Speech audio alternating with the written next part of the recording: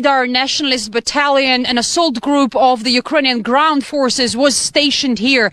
They turned this former sausage production facility into their base. You can see it's very well fortified. And I say notorious because Amnesty International and the OSCE repeatedly reported numerous human rights violations by the members of this group, and UN has reported dozens of criminal investigations into their activities with charges including abduction, kidnapping, brutal behavior, sexual violence, and these people were Kiev's official representatives on the ground. We are the first journalists entering this base.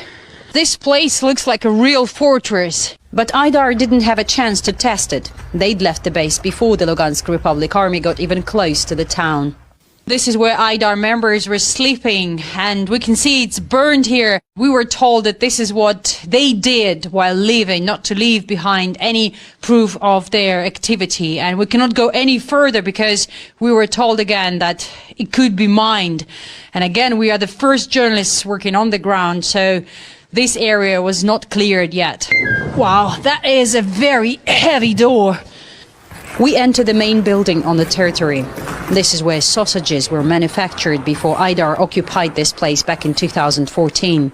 It's clear it had nothing to do with meat production. In what used to be a big smoking department for the meat to be dried and cured, there is a bale of hay and some dirty clothes in the rooms a floor below that could be seen through a metal grid in the floor. A number of local officials believe Aidar members used it as their secret prison. The Ukrainian media confirmed this. They have numerous recordings. There's footage from there. We received testimony from people who were held there. One woman was kept there for 58 days. Another victim was kept for 38 days. There were acts of torture, beatings. Such horrors are hard to imagine in 2022. There are many videos that appear to show Aidar members being trained by instructors from NATO countries. And here is more data pointing at the group's possible connections with the West.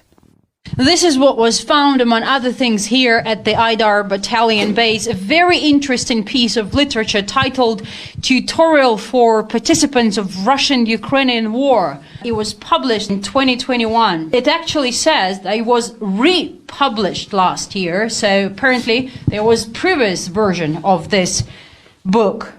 Ukraine's defense ministry is among publishers, but here we see something more interesting. National Endowment for Democracy, America's non-governmental organization allegedly affiliated with CIA. And here's a piece of uniform. It's a NATO one. Ukraine's armed forces, Ukrainian flag here, with several awards for participating in counter-terror operation. This is what Kiev launched back in 2014 against then the country's easternmost regions of Donetsk and Lugansk. This one, war veteran. This one for liberating Lugansk region. The Aidar battalion is famous for glorifying neo-Nazi ideas and wearing Nazi symbols. Locals complain they were terrorized by members of this group. Well, those brave enough who have spoken out, most still are afraid and prefer to keep silent. We found one resident willing to speak, but it still took some time to convince her.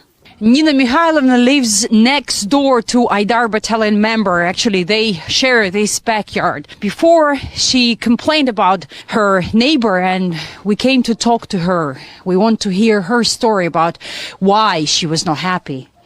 Він мене оскорбляв, систематически оскорбляв. Забрав мою часть, половину землі, він поставив свою саму стіну. Ви представляєте, постоянно він мені угрожав, это ідіота кусок. Nina's neighbor wasn't home. His door is broken.